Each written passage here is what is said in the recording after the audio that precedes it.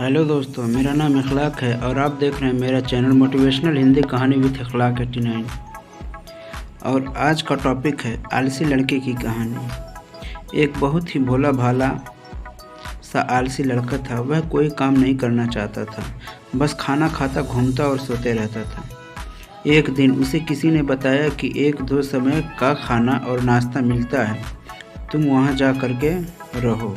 उस आलसी लड़के ने सोचा कि ये तो बहुत ही बढ़िया है।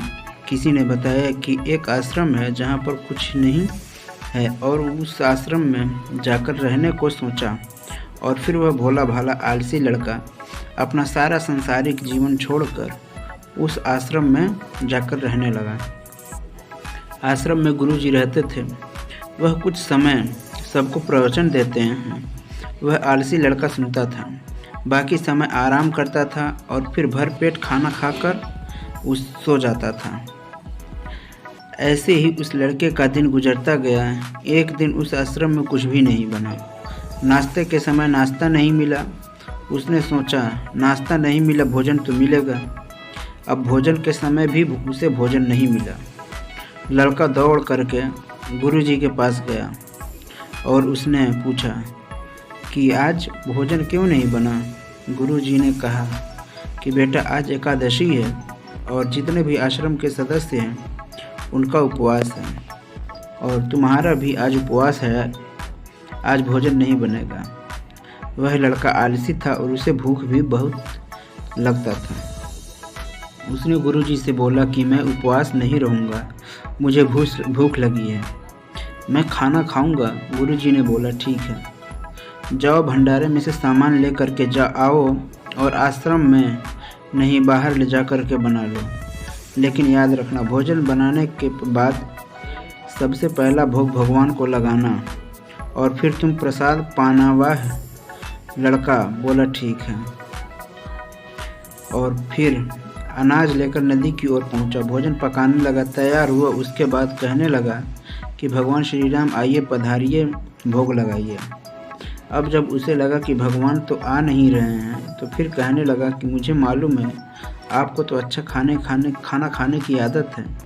मैं बना नहीं पाया और मुझे अच्छा भोजन बनाने भी नहीं आता, लेकिन जो भी रूखा सूखा बना है आकर खा लीजिए। भगवान श्री राम उसकी सरलता पर बहुत ही प्रसन्न हुए और उस लड़के को दर्शन दे दिए। उसने देखा कि भगवान श्री राम आए हुए हैं और उनके साथ में माता सीता भी आई हुई हैं, लेकिन लड़के ने सिर्फ 2 लोगों के लिए ही भोजन बनाया था, एक अपने लिए और दूसरा भगवान के लिए।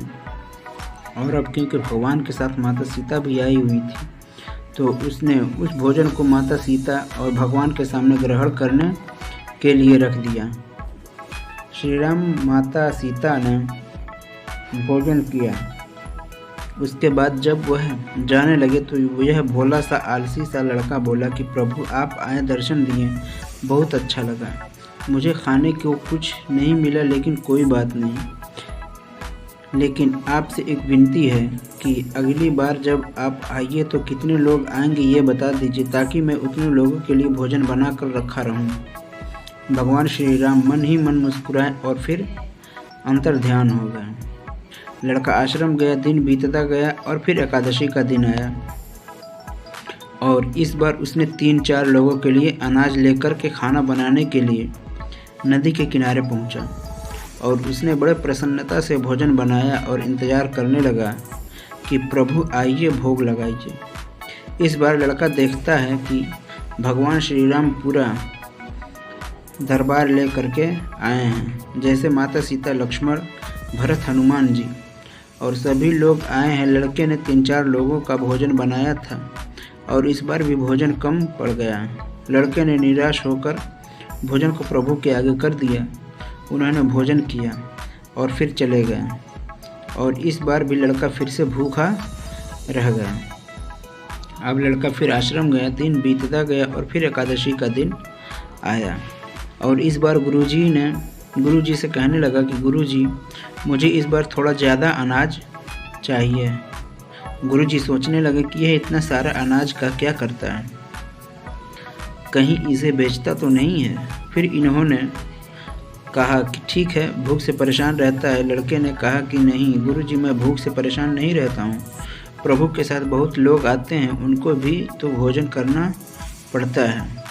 गुरुजी को लगा कि लड़का पागल हो गया है, लेकिन गुरुजी ने सोचा कि चलो एक बार चलकर देखते हैं कि लड़का इस अनाज का करता क्या है। वह भोला सा लड़का अनाज के लेकर के नदी के किनारे पहुंचा और इस बार भोजन बनाया नहीं। उसने सोचा कि प्रभु हर बार ज़्यादा लोगों को लेकर के आते हैं, इस बार वह जितने भी आएंगे खुद बना करके भोग लगा लेंगे। और फिर प्रेम से प्रभु को बुलाने लगा। गुरुजी ये सब छुपकर देख रहे थे कि यह भोजन तो बनाया नहीं और प्रभु को बुला रहा है। लेकिन लड़के ने देखा कि इस बार प्रभु के साथ बहुत से लोग आए हुए हैं, तो उसने प्रभु के सामने हाथ जोड़ करके कहा कि प्रभु माफ़ करना, आप बहुत सारे लोग आते हैं, मुझे संख्या पता नहीं होती है और मेरी हिम्मत भी नहीं होती है कि इतने सारे लोगों के लिए भोजन बनाऊं। आप स्वयं आइए, बनाइए, खाइए और भोग लगाइए। प्रभु मुस्कुराते हैं और अपने साथ आए सभी लोगों के साथ मिलकर के भोजन बनाते हैं। गुरुजी ये सब छुपकर देखते हैं और फिर लड़के के पास आकर के कहते हैं कि तुम ये क्या कर रहे हो। लड़का कहता है गुरुजी, आपको दिख नहीं रहा है कि भगवान श्री राम पधार चुके हैं, माँ सीता आई हुई, हनुमान जी आए हैं और भी सभी लोग आए हुए हैं, भोजन कर रहे हैं। गुरुजी ने बोला कि पागल हो गया है, मुझे तो कोई दिख नहीं रहा है। लड़का गुस्सा हो गया और बोला प्रभु आप ये क्या कर रहे हो, एक तो मुझे भूखा रखा है और गुरुजी को दर्शन नहीं दे रहे हो, जो मुझे पागल समझ रहे हैं, कृपा करके गुरुजी को दिख जाओ। भगवान बोले नहीं, मैं इन्हें नहीं दिख सकता। इनका लड़का बोला क्यों नहीं दिख सकते, मेरे गुरुजी तो बहुत महान हैं, बहुत बड़े ज्ञानी हैं और ज्ञाता हैं। भगवान बोले हाँ ज्ञानी और ज्ञाता होंगे, लेकिन तुम्हारी तरह सरल नहीं है।